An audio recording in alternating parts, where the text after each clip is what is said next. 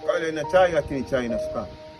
Leo nakuletea kisa kimoja cha miaka takribani 10 iliyopita.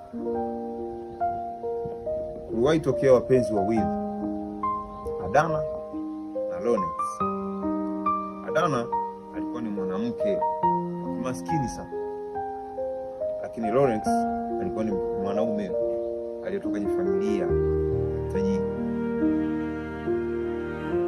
Hao watu waliweza kupendana kiasi kwamba hakuna aliyeamini hata siku moja kwamba kuna mwenzake atakuja kumwacha.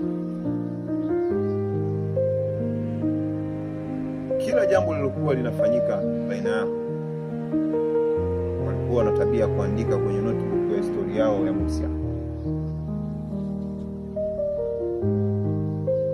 Lakini siku moja